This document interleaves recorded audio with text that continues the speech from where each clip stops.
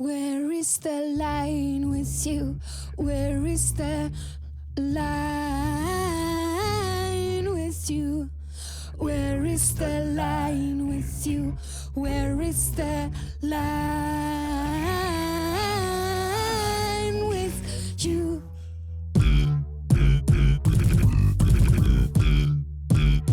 My purse wide open, you ask again. I see the crime and cash into accounts everywhere. Where is the line with you? Where is the line with you? Where is the line with you? Where is the line with you?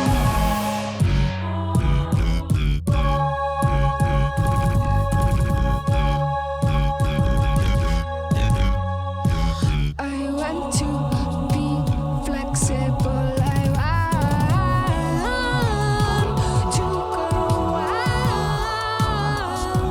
down my way for you, but enough is enough. Where is the line with you?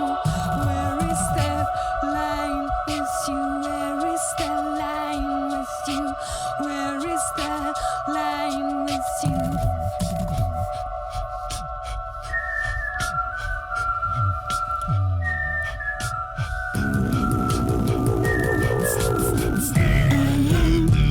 Elastic, I want to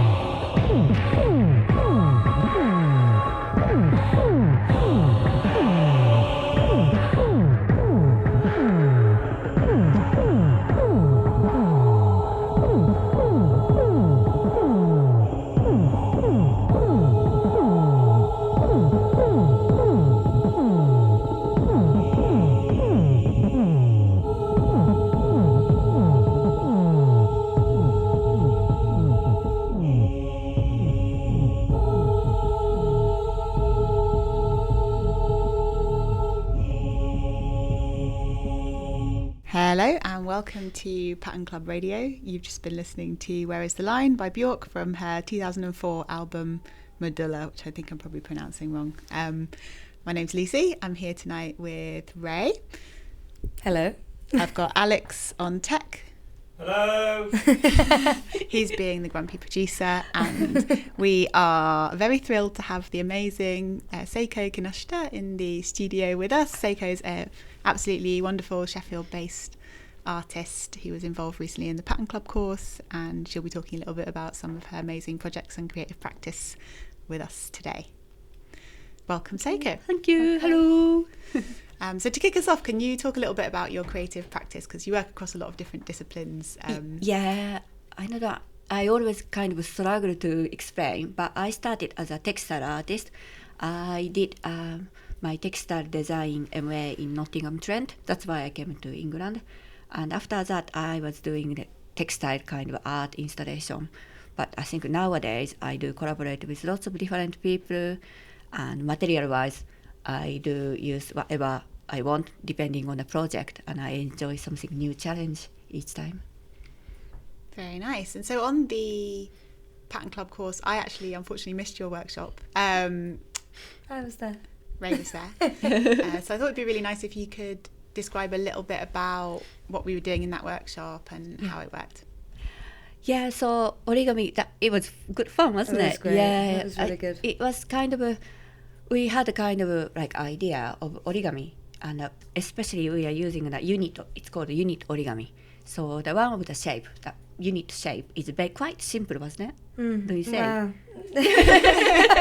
It's not too complicated, isn't it? I found it very, very difficult. It's quite confusing. Origami is a thing. I think it's quite confusing beginning, but once you get going, I think something you find it easy. So we really didn't want to do too complicated origami. So we had an idea of that. So using unit origami mean one unit is same. So you make repetitive shape, but that one can put together, can slot into together and make it different shape. And we had a kind of ambitious idea of using light and programming light as well between that. So we had a fun day. Yeah, I think everyone really enjoyed it. I was very sad to miss it. Everyone was very excited about it. It was good. It was really good. Yeah, I mean, I really did find it really hard to do. But maybe I can't fold. which I guess is like a really key bit. But I don't know what's wrong with my eyes. Like, just never get it right. But everyone else seemed to do it really well. And yeah, the lights was really good. Like, again, we were controlling it like how we did in a previous one, which will all Alex help, magic happens. Yeah, we were controlling with strudel, and it was very fun. It was good. Everyone was kind of at the end controlling each other's as well. Kind of had a big, very messy light origami performance in the studio. Yeah. It was just nice because that kind of origami's color makes pattern, as well as all lighting and timing that makes pattern. It was a bit chaotic, but it was really interesting to see, wasn't it?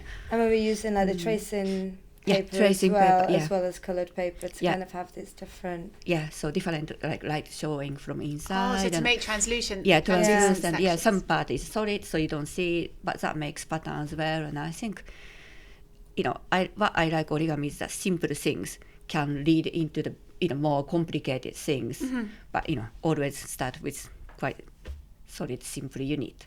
And that I like that idea. Nice. That sounds really nice. I'm sad I missed it, but Ray and Alex said they would go through it with me and show me. Oh yeah, we'll do that. We'll do that. Yeah. So I guess the question, when you were doing your introduction, you mentioned that you work with different materials, kind of based on the project and what you're trying to achieve.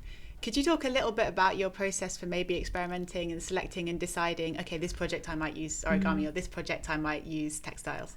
Yeah, it's sometimes really, I don't know, because nowadays I work with quite lots of collaborative ways. So we discuss about idea, what do you think, what kind of material it would be good. And sometimes what I found is sometimes, for example, if I want to use wood, I'm not really expert, but I always have a policy of I'll have a go. But if I find somebody better than me, I always will, ask them to collaborate with me because I want to make it as much as much greater quality, as well as I can learn from that person. And I think always better, like 2 people brings more idea or 3 people brings more better idea. Yeah, and that really fit, I guess, with the theme of the course as well, because we were trying to draw these parallels between different kinds of creative practice and different kinds of heritage pattern-based arts, and also kind of modern algorithmic technologies as well.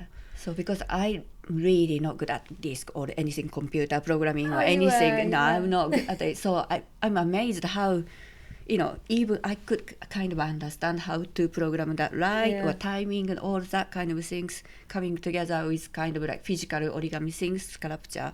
I think it's really interesting, and we can see the big potential. Yeah. Oh, that's nice. I thought you were really good at the coding. It was nice you made some music. Oh God, I was awful. But it was really nice that you came to the first one as well. Yeah, it was really interesting, and it's just things, I was interested in with sound as well, because I do that weaving. I like the weaving of the sound, so I collected some sound and I made some kind of a sound installation. But at that point, I didn't have a clue how you put those sounds together, because I was working with a sound engineering person. But now I can see a bit like, oh, this is how it works. And that's why I was asking, we could use the recorded sound with that, programming together. And That's very interesting that you mentioned the sound of weaving, because I think last month on the show we played a clog dancing performance. And clog dancing, the patterns are based on the patterns of the weaving machines. Really? Yeah, so I think it started, Alex will correct me if I'm wrong, because he knows much more about it than me, the grumpy producer. He's smiling. Yeah. He's not that grumpy, he's just pretending. So I understand in the Industrial Revolution, when women started working in mills and using weaving machines, they would dance and sing along with the rhythms of the machines, and that's where that tradition comes from. So. Yeah, I think it's really, and when I talked to somebody like hand weavers in Japan or in England, as well as the factory, in the factory mill weavers, and if you ask them like kind of like from kind of memory, can you mimic your sound of weaving? They all use the mouth, and they mimic different way, and I really found it interesting, that kind of like memory and sound, and all comes together, and I don't know, it's a nice way of describing weaving, I think. Yeah, it's really nice, and I guess it's a way of humanizing the machine and the technology a little bit, and embodying that, which is really interesting to think about. I feel like I'm on the verge of thinking something profound, but I'm not quite, there yet. No way. So Ray and Alex, I think, encountered one of your sculptures in the wild just last night. Yes, although by the time you listen to this, it will have been a long time ago. It wasn't last night. It will be a few weeks ago, because we've been recording this one. So we were just talking a little bit while we were setting up here about a sculpture you've got in Firth Hall, I think. Firth Hall? Is Firth Hall the room and Firth Court the building? No anyway, idea. the big fancy building at Fancy, Sheffield beautiful, University. isn't it? Yeah. And I wondered if you could talk a little bit about that sculpture, and particularly some of the comments you made about having to maintain that sculpture, which I thought was quite interesting. Yeah, that sculpture, I worked with Dr. Nathan Adams, and he's a scientist. And when I worked with him, that was to do with for the Krebs Festival. And Krebs was working in some scientists worked in Firth Hall before, so they were celebrating his achievement and stuff like that. And when I met him, because he was his research area is like chlorophyll biosynthesis, but I didn't know. We know kind of basic from school idea what is chlorophyll biosynthesis, but their research is all into the all small part of chlorophyll biosynthesis, and I really didn't understand what he was talking about at all. So we had to come up to the idea, come to the middle, something. I wanted to make something easy to understand for the people, and what some kind of protein, what they do in their research. And he showed me this GFP is green fluorescent protein. And why that one is significant for the scientist is that one glow, green fluorescent means glow, light glow, like, what is it? Not octopus, what is it? The other one, glow in the sea. Oh, like corals? No. Plankton? No, not glow. Squid. No, yeah, it's like squid, or what is it, the famous one? Jellyfish. Jellyfish. Your hand action explains it very well. No, octopus. Yeah, it's that green process. how so they glow. it grows. Ah. So not itself, that protein, they attach to other protein so they can see it. That's why they use a lot of in the lab. That's what I was explained. And when I saw that protein shape in their lab, they've got beautiful lab. They can show it how that tiny protein normally you can't see with the eyes in that kind of shape. That was a shape of that my sculpture, and that was beautiful shape I had, and I just kind of wanted to have a goal of making it that shape. But why I used origami for that one is because I realized since I met him and lots of scientists, they do so many repetitive process. Again, failed, again, failed, again, more, that repetitiveness, I kind of found it's like origami. Yeah. And the scientist talks about protein shape. They say protein folds. Because I didn't understand their kind of lecture, I went a few times. I couldn't get it at all, but I can, here I fold, protein folds. Wow. That kind of like origami folds. Wow. That's why I kind of said, I really want to do the origami for this project because you guys were talking about protein folds. But in theory, I don't understand what does it mean scientifically. No, me either. Yeah, but that fold, that word, that was a kind of trigger of that, idea for the work, and we tried to make that GFP, green fluorescent protein shape using origami shape, so kind of like representing, all the scientists' effort to discover lots of things in the lab. Yeah. Wow, that's super interesting. That's very Pattern Club. Yeah, I think we talk a lot about like structure emerging from kind of repetitive, small repetitive motions, which is very interesting. So we'll give you a break from your grilling now. So, okay, I think May's got a track to play from the concert or from one of the artists at the concert, so I'll let you introduce that one, May. Yes, so last night, well, a while ago, Alex and I went to Mark Fell and Pat Thomas gig at Firth Hall. It was amazing. I think Mark has been doing a residency there. Oh, okay, I didn't know that. Yeah, so and they have a rehearsal room or something nearby, and he's been practicing. Apparently, I hear that they actually only made music together for like a little bit and just spent the whole time chatting, which I think is really nice. And it was an amazing performance. There was like in two halves. Pat was playing piano and Mark doing all the Mark Fell sounds, which was really really good. And it was absolutely amazing. And at the end, even though it was like a sit down gig, there were a few people in the front kind of like headbanging because it was getting like really, nice. It was getting really wild. But it was fantastic. I don't have anything to play from that, although I was going to try and like sneakily do a little audio recording when I was there, but then I was too entranced. But I am going to play something from Pat Thomas, if I can find it. Yeah. So this is from Pat Thomas's solo work. And this is a track called For George Saliba, I think. Yeah, For George Saliba.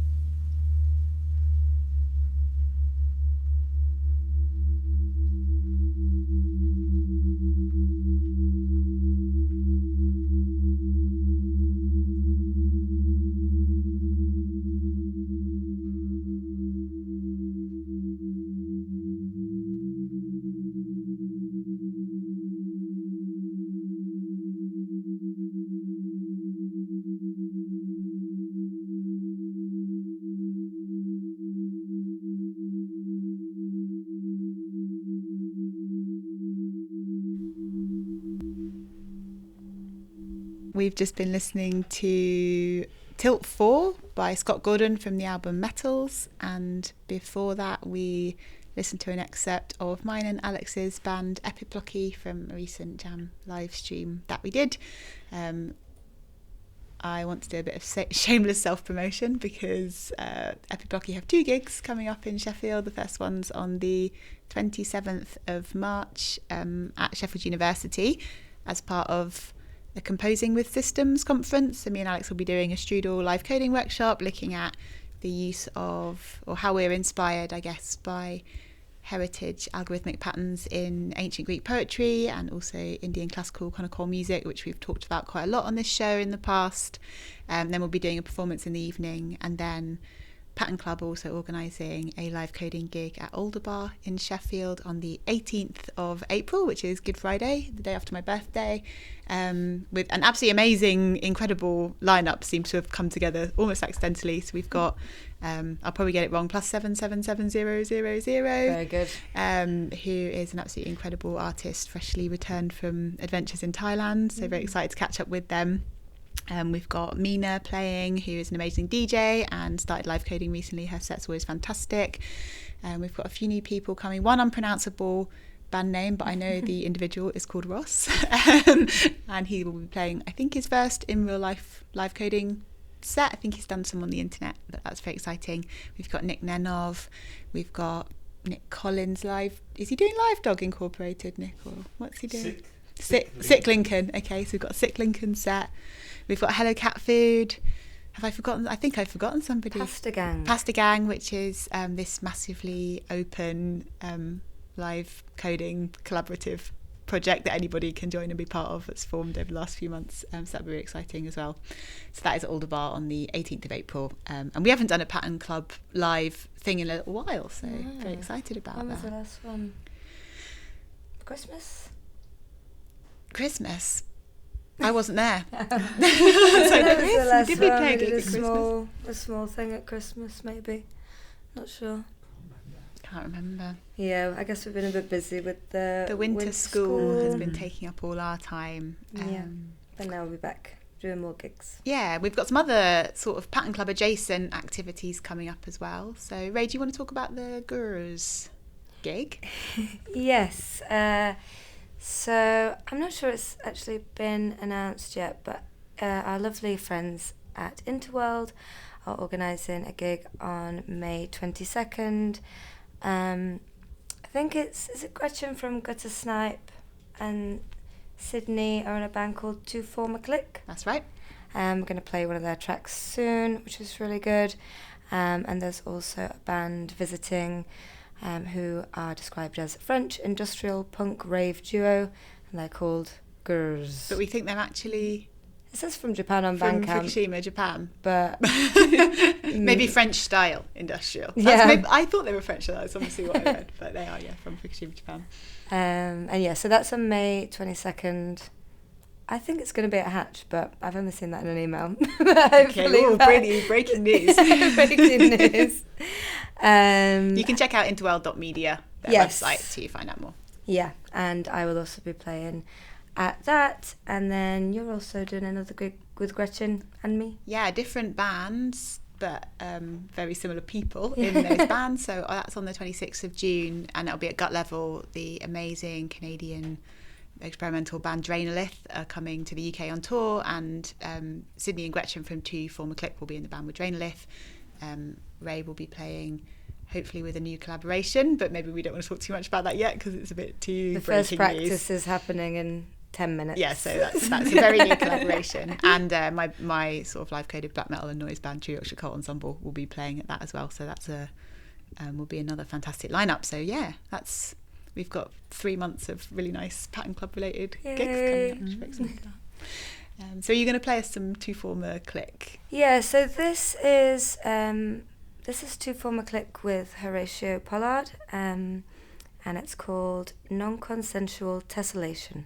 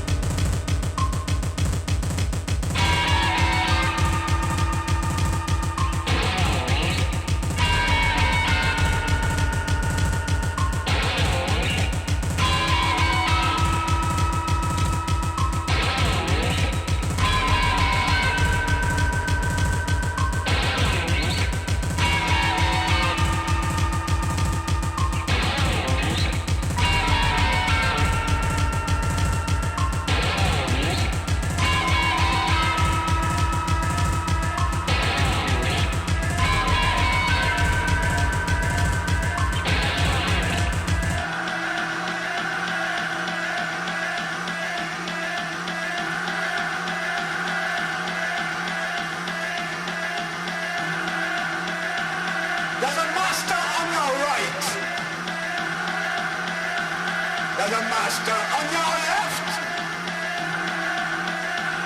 There's a master on your mind. There's a master on your brain.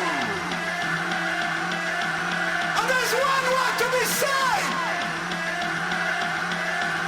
And there's one word to follow. And one word is one word. And one word is a soul.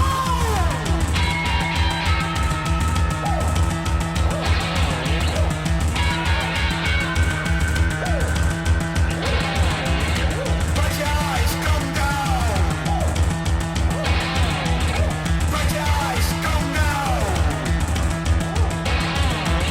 But your eyes come down. But your eyes come down. But your eyes come down. My favorite doll is crying. But your eyes come down. But your eyes come down. Sweet wine's getting sore, and there's mushrooms on my belly.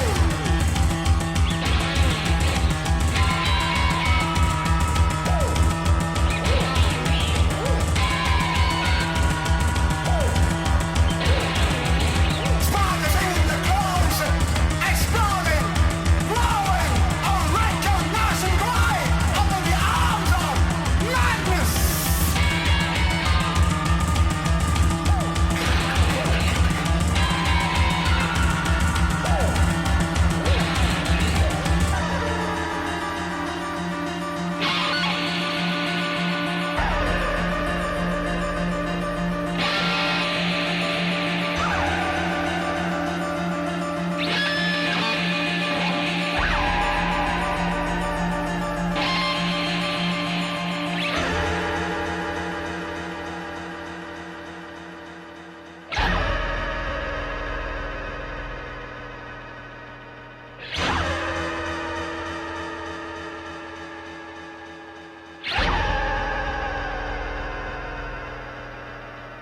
And a chain down to your brain.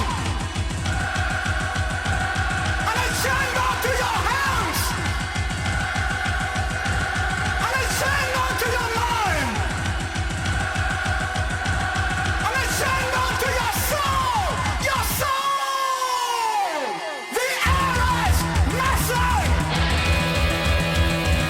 Our thoughts are messy. And yours messy. And we're the only thing.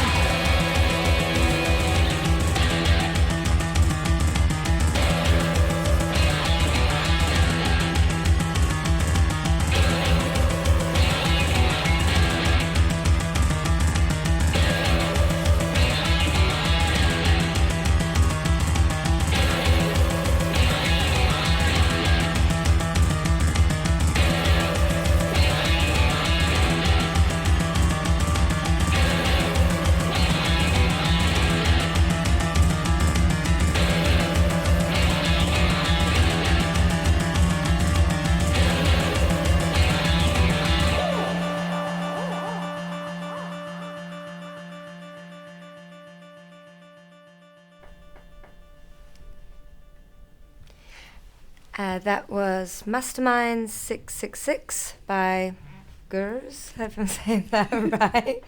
GRRZZZ, if you want to look them up. From the album Commercial Shit, which was released. Oh, wait, are we allowed to? I think We can bleep that out maybe. Which was released at the start of this year. And before that, we heard a song from Two Former Click and Horatio Pollard. And yeah, both of these bands are going to be at that gig on the 22nd of May in Sheffield. Lots of fun things happening in Sheffield. Just before we go, we were kind of nearing the end. We were just talking about how fast this show's gone. And I feel like, Seiko, I still have much more that I want to ask you. Just wondered if you wanted to tell us a bit about collaborations that you are working on at the minute, or any projects that you're working on at the minute that you want to share. Yeah, a kind of like a beginning of the next project I'm doing. I'm working for the Midsummer Festival in Milton Keynes in June. So they have a 1 day of celebration of the summer solstice things, and they kind of wanted to do something kind of to do with summer solstice folklore things, something to do with it. And I kind of researched a bit, and I'm from Japan, so I came up this like Japanese old tradition.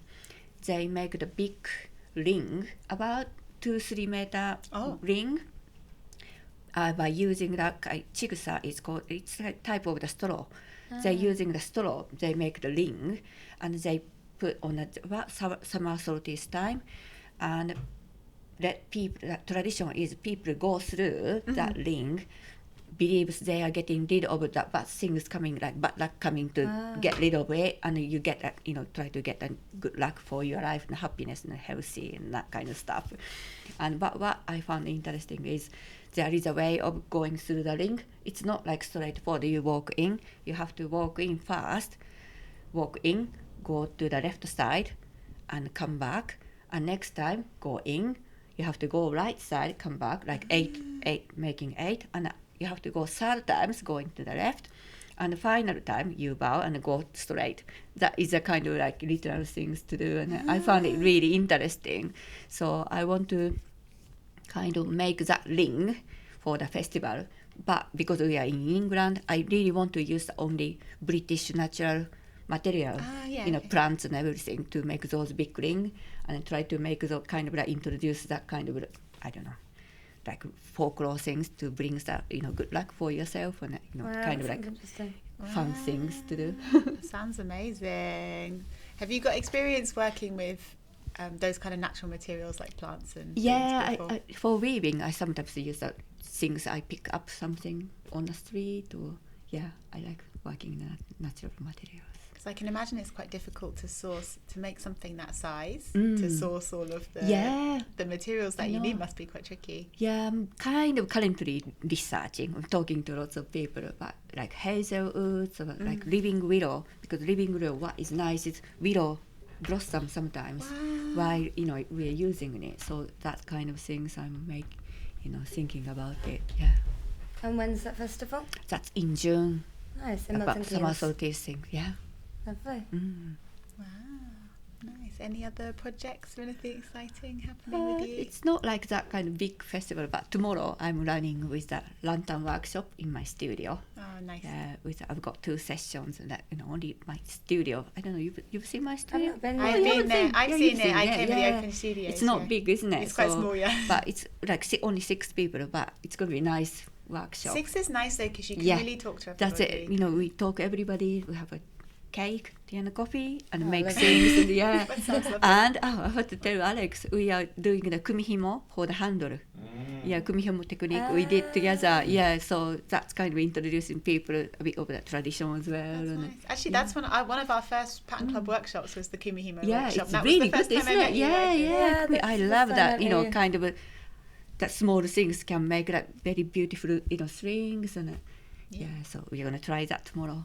So for listeners who aren't aware, kumihimo is a traditional Japanese braiding technique. If you, I encourage you to look it up. It's really beautiful, and it's again just a way of making really complex, beautiful designs from very simple steps.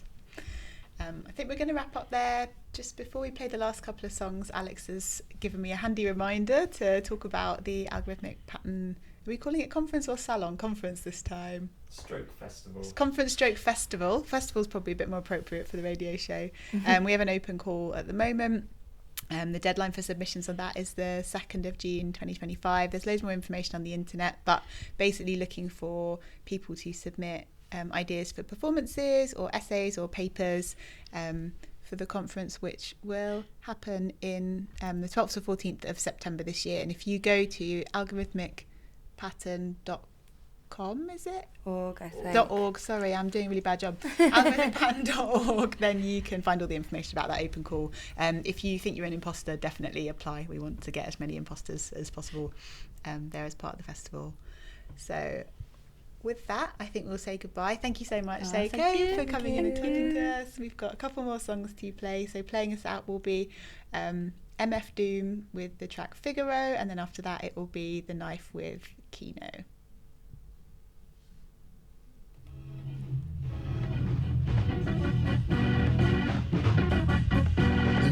The rest is empty with no brain, but the clever nerd, the best MC with no chain you ever heard. Take it from the Tech 9 holder. David don't know they next shine from Shinola. Everything that glitter ain't fish scale. Let me think, don't let her faint, get Ishmael. A shot of Jack got her back, it's not an act stack. Forgot about the cackalack, holler back, clack, clack, blocker. Villainy, feel him in your heart, chakra, chart topper. Start shit stopper, be a smart shopper. Shot a cop day around the way, bout the stable. Who to know is too molded, wonder where the shooter go. About to jet, get him, not a bet, dead him. Let him spit the venom, said him, got a lot of shit with him. Let the rhythm hit him. It's stronger in the other voice, we makes the joints that make him spread them butter moist, man, please. Stage made of panties. From the age of baby hoochies on to the grannies. Man me the dough rake. Daddy, the flow make her fatty shake. Patty cake for fake. If he wasn't need a baker's man, he'd take her for her masters. Hit it once and shake her hand. On some old thank you, ma'am, and ghost her. She can mind the toaster if she signed the poster. A whole host of roller coaster riders. Not enough tracks. Hot enough black, it's too hot to handle. You got blue sandals. Who shot you? Who got you? New spots to vandal. Do not stand still. Boast your skills close, but no krills. Toast for polils. Post no bills. Coast to coast, Joe Smoes flows ill. Go chill. Not supposed to overdose. No dose pills. Off pride tykes talk wide. Who scar me? Off sides like how Wharf ride with Starfleet. Told ya on some get rich shit. As he gets older, he gets colder than a witch tit. This is it, make no mistakes. Where my nigga go? Figaro, Figaro. O's beats in my rhymes attack. A scary act, all black like Miss Mary Mack. Wait till you see him live on the piano. Doom sings soprano like una dociano. My mama told me, glass him, pass her glass of OE. Not to be troublesome, but I could sure use a quick shot of double rum. No stick of bubble gum. I like ice cream, we could skip the wedding. Have a nice dream, she only let him stick her head in.